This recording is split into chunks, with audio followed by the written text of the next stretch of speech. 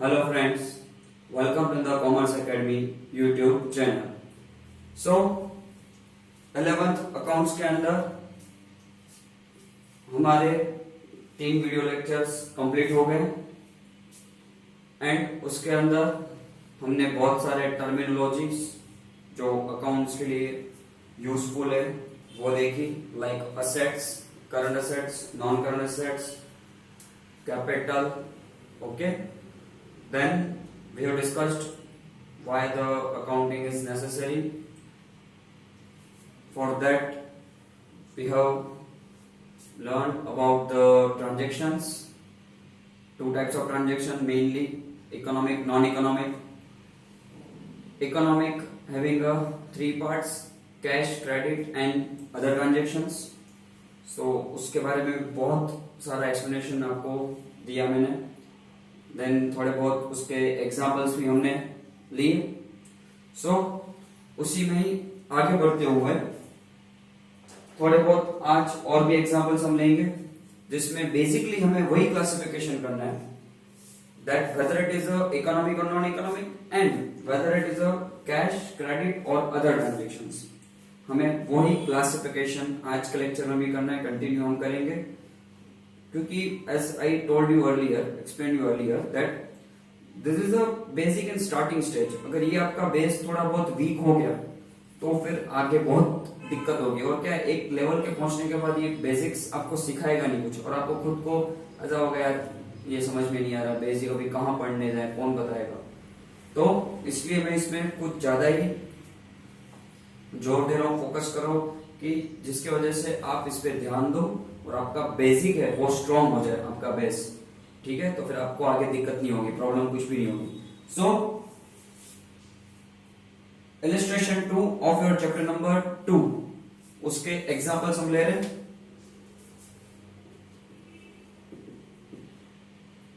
The first one, good sold in cash for 500 rupees. Good sold in cash for 500 rupees. तो ये transaction है.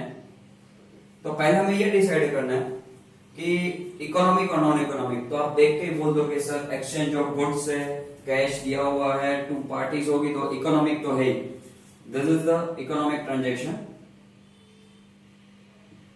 Right. उसके अंदर यहाँ पे कैश वर्ड यूज हुआ है, मतलब कैश सेल है. Cash cell that is means कि ये कैश ट्रांजेक्शन है आपका. कैसा ट्रांजेक्शन है? कैश. अब एक बात सोचो, जब आप गुड्स सेल कर रहे हो that means you will receive the cash. Means कि आपके पास जो कैश है उसकी जो बैलेंस है उसमें इंक्रीमेंट होगा. कैश आपकी इंक्रीज होने वाली है. कोई बोलेगा सर गुड्स डिक्रीज होंगे. हाँ भाई, वो तो है ना. आपको कैश किसके अगेंस्ट में मिल रहे हैं? आपने गुड्स सेल किया, उसके अगेंस्ट में कैश मिल रहे हैं, तो आपका स्टॉक कम हो जाएगा, डिक्रीज होगा, बट आपका कैश इंक्रीज होगा. Means economic transaction and cash transaction, your cash balance will get increase. Okay. Second transaction that we will take, goods purchased for ₹800. 800 rupees के लिए आपने गुड्स परचेज किए. So if I purchase the good, मुझे अगर goods purchase करने that means I have to pay the money. Okay. यहां पे पहले ये डिसाइड करते हैं इकोनॉमिक और नॉन इकोनॉमिक. गुड्स है, ओके, 2 पार्टीज होगी, परचेज है तो मतलब गुड्स एक्सचेंज तो हुए होंगे, 2 पार्टी है, गुड्स एक्सचेंज हुए हैं और यहाँ पे किसी का नाम नहीं दिया है. बराबर है. मतलब कि इकोनॉमिक के अंदर ये कैश ट्रांजेक्शन है. क्या ट्रांजेक्शन है? पहले हम डिसाइड करेंगे इकोनॉमिक, नॉन इकोनॉमिक. तो इकोनॉमिक तो है ही क्योंकि एक्सचेंज हुआ है, मॉनेटरी टर्म्स में आप इसको मेजर भी कर रहे हो, मनी वैल्यू में आप मेजर कर रहे हो, इकोनॉमिक तो है. उसके अंदर ये आपका कैश ट्रांजेक्शन होगा क्योंकि यहाँ पे किसी का नाम नहीं दिया हुआ है. And if the name is not given then it will become a cash transaction. So it is a kind of a cash transaction. अभी इसमें क्या होगा, जब आप गुड्स परचेज कर रहे हो तो आपको पैसे देने, तो आपका जो बैलेंस है, कैश बैलेंस है, वो कम होगा. Your cash will get decreased over here. right? Take another transaction, goods of rupees 900 sold to Meena. Goods of rupees 900 sold to Meena. ठीक है, पहले क्या डिसाइड करेंगे, economic non economic. Non economic तो हो ही नहीं सकता क्योंकि यहाँ पे गुड्स है, मतलब गुड्स हो रहा है, एक्सचेंज हो रहा है, दो पार्टी है, एंड मनी वैल्यू के अंदर आप इसको इन टर्म्स ऑफ मनी आप इसको मेजर कर सकते हो.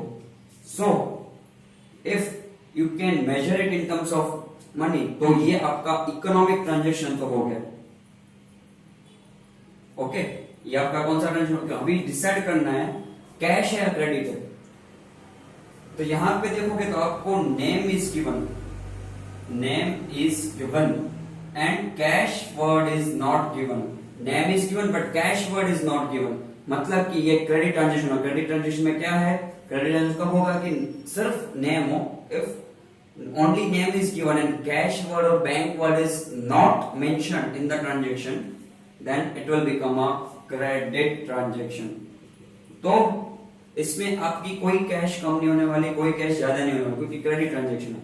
लेकिन आपने सेल किया, आपका गुड्स कम होगा लेकिन कैश आपको नहीं मिल रही, आपकी कोई कैश इंक्रीज या डिक्रीज नहीं होगी. जब वो पैसे देगी मीना तब आपके कैश बढ़ेंगे. ओके, हाँ ये है कि आप बुक्स के अंदर ऐसा रिकॉर्ड कर सकते हो credit receivable from Meena. Receivable, अभी ये रिसीवेबल हो गया. हमारी बुक्स में ऐसा लिखा जाएगा मीना के पास से रिसीवेबल है.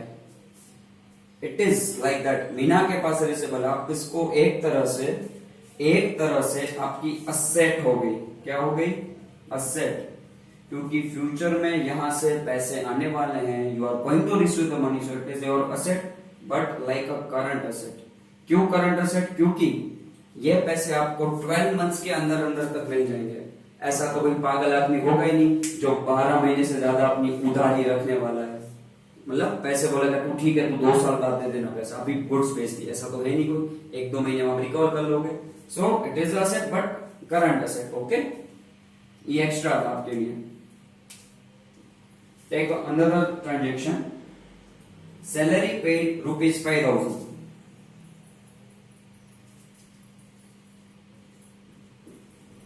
First we will decide economic और नॉन इकोनॉमिक. सो हम किसी को सैलरी पे कर रहे हैं, मतलब एक दूसरा पर्सन है जो हमारे साथ काम कर रहा है. There is another person who is working with us. Okay, 2 persons है, वो हमें सर्विस दे रहा है, वो हमारे अंडर में काम कर रहा है, हम उसकी सर्विस का बेनिफिट ले रहे हैं. That means here it is a exchange of service. So and in terms of money आप उसको मेजर कर रहे हो 5,000 में. सो it is a economic transaction. ये कैसा हो गया, इकोनॉमिक ट्रांजेक्शन, बिजनेस के साथ रिलेटेड है. सो it is a economic transaction. अभी डिसाइड करना है कैश और क्रेडिट. पेड वर्ड बोल रहा है आपने पैसे दे दिए हैं, मतलब कि कैश आपका चला गया है, कैश बैलेंस आपकी डिक्रीज हो गई है. सो it is your cash transaction. Paid word is deciding that it is a cash transaction. Right, बहुत इजी था. ये आप देखोगे तो ये सारे के सारे आपके बिजनेस से रिलेटेड है. ये सारे के सारे इकोनॉमी के बिजनेस ट्रांजेक्शंस है. आप बिजनेस को चलाने के लिए, बिजनेस को कंटिन्यू करने के लिए, बिजनेस को रन करने के लिए आप ये सारी एक्टिविटीज कर रहे हो जिसको हम ट्रांजेक्शंस बोल रहे हैं, इकोनॉमिक ट्रांजेक्शंस बोल रहे हैं. You can say business transaction है. और इन सबको आपको रिकॉर्ड करना पड़ेगा, तभी तो डिसाइड होगा कितने पैसे आ रहे हैं, कितने पैसे जा रहे हैं, what is our income, what is our expense. Right, then we will come to know, then we can calculate what is the profit of the business. तो सारी चीजों की आपको जरूरत पड़ेगी. इफ इट इज आपको उन सबको रिटर्न फॉर्म में रिकॉर्ड करना है. We'll take another transaction which is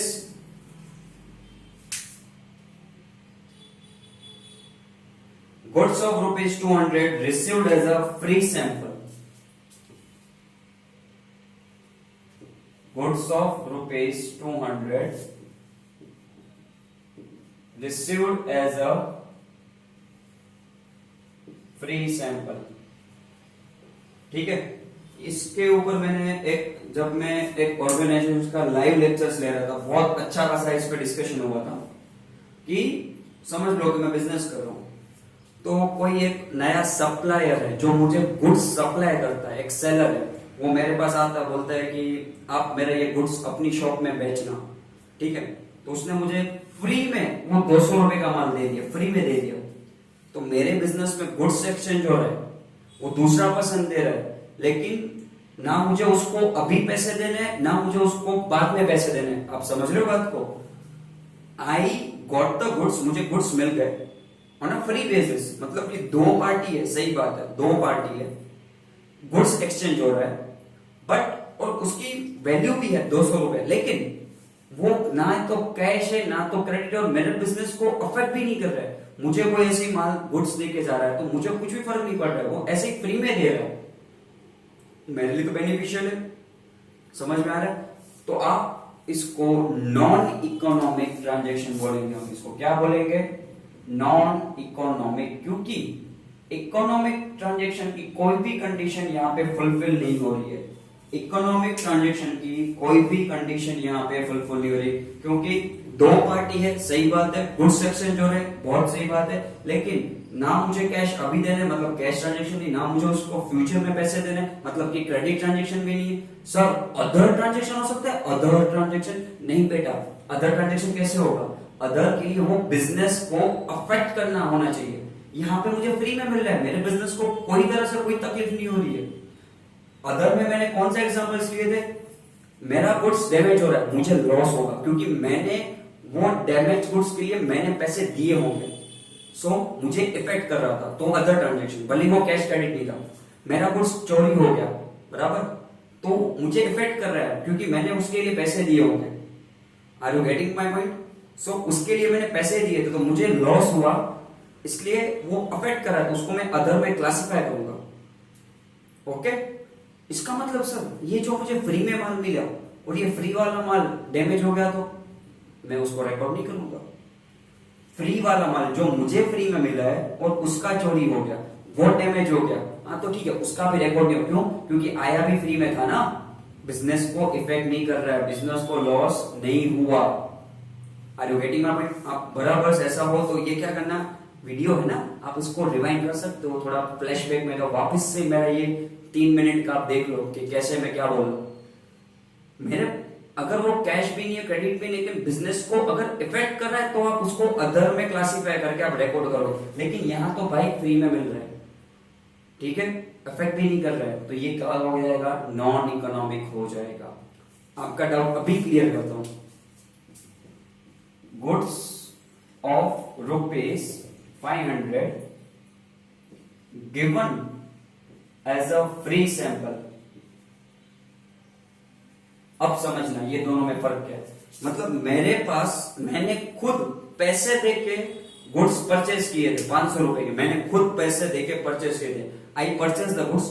अभी मुझे वो बिजनेस का थोड़ा एक्सपेंशन करना है, अपने मुझे वो गुड्स बेचना है, तो मैंने वो जो परचेज किए थे, जिसके पैसे मैंने दे दिए हैं, वो वाले गुड्स मैंने फ्री में दे दिए। I am giving the goods on a free basis. तो दो पार्टी होगा, किसी और को दे रहा हूं, गुड्स एक्सचेंज हो रहा है। सर कैश भी नहीं है और क्रेडिट भी नहीं है, अदर ट्रांजेक्शन। क्यों other? Because it is affecting my business, मुझे लॉस हो रहा है, यहाँ पे मेरा पैसा गया, क्योंकि मैंने वो गुड्स पैसे देके परचेज किए थे और उसको मैं फ्री में दे रहा हूं, तो मेरा तो लॉस हुआ। Okay, are you getting it?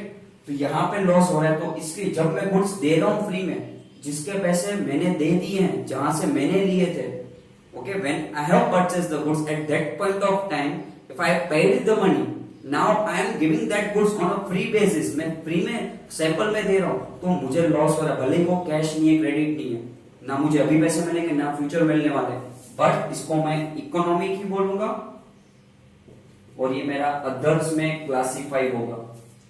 दोनों में ये फर्क है। हाँ, तीसरी सिचुएशन, फ्री में मुझे मिला, मैंने फ्री में दिया, नॉन इकोनॉमिक। दोनों के दोनों क्या हो जाएंगे? नॉन इकोनॉमिक हो जाएंगे। फ्री में मिला, फ्री में दिया, बिजनेस को कोई इफेक्ट नहीं, ना कैश ना credit, nothing, non economic. Okay, फिर भी ये वाले पॉइंट में डाउट हो तो you can ask me, okay, any time. We take another example. Furniture of rupees 500,000 purchased from furniture of rupees 5,000 purchased from Shreeji furniture.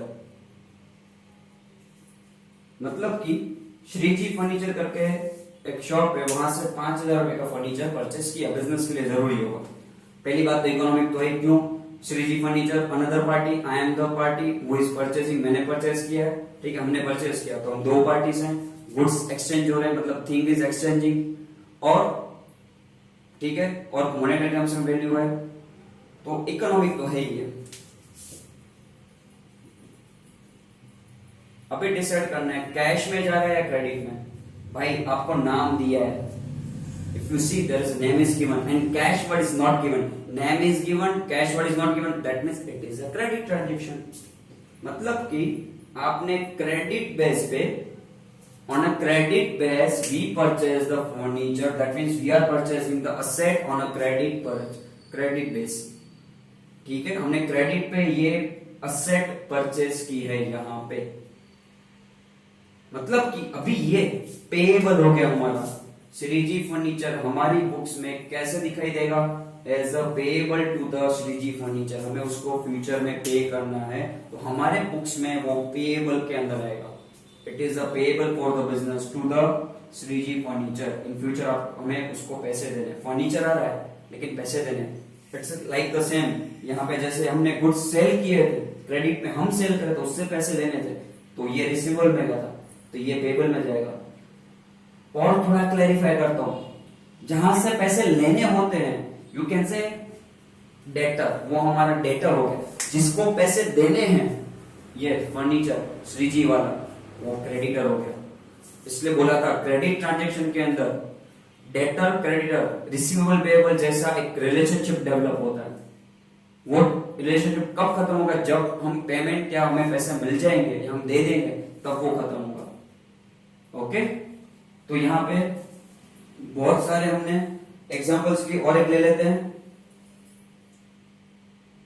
Rent received by check ₹500, हमने कोई एक असेट थी रेंट, वो रेंट पे दी थी, उसका रेंट रिसीव हो गया है बाय चेक ₹500। ₹500 रेंट पे दिया था प्रॉपर्टी ₹500 में, उसको चेक के थ्रू हमें मिल गए। सो हमने उसको एक असेट हमारी यूज करने के लिए थी, उसने वो यूज की, ठीक है, उसका रेंट बनता था ₹500, वो हमें उसने चेक के थ्रू दे दिया। मतलब मेरे बैंक में पैसे आ रहे, कहां पे आ रहे, मेरे बैंक में पैसे आ रहे, मेरी बैंक के अंदर बैलेंस इंक्रीज हो रही है, means it is economic transaction. मैंने बिजनेस की एक प्रॉपर्टी, एक असेट उसको यूज करने के लिए दी, ओके, उसके सामने उसने मुझे रेंट पे कर रहा है, मुझे मिल रहा है रेंट, चेक थ्रू मेरे बैंक में पैसे इंक्रीज हो रहे हैं, इकोनॉमिक, और उसके अंदर हो गया कैश। यहाँ पे बच्चे क्या कैश वर्ड को मतलब ऐसे समझते हैं जो रोक रहा है उसको कैश, ऐसा नहीं है। कैश मतलब कैश में भी आया, आप कार्ड स्वाइप करते हो तो वो भी कैश हो गया, आप चेक दे रहे हो वो भी कैश हो गया, आप इंटरनेट बैंकिंग ट्रांसफर करते हो उसको भी कैश ट्रांजेक्शन बोलेंगे। कैश मतलब हाथ में रोक रहा दिया, ऐसा नहीं है, सब तरीके से पैसे आने चाहिए, बैंक में आ रहे या फिर हाथ में आ रहे। ओके, तो ये इलस्ट्रेशन नंबर 2, उसके फ्यू ऑफ द ट्रांजैक्शन हमने बतौर एग्जांपल पे ले लिए, और तो एक दो बाकी हो आप देख लो, समझ लो। If you have any doubt you can ask me. So now अभी हम दूसरे थोड़े बहुत टर्मिनोलॉजी सीखते हैं। उसके अंदर अब बारी आ रही है लायबिलिटी करके एक वर्ड की। हमने असेट करके टर्मिनोलॉजी देख ली, अभी आ रही है बारी लायबिलिटी। सर ये लायबिलिटी क्या होता है?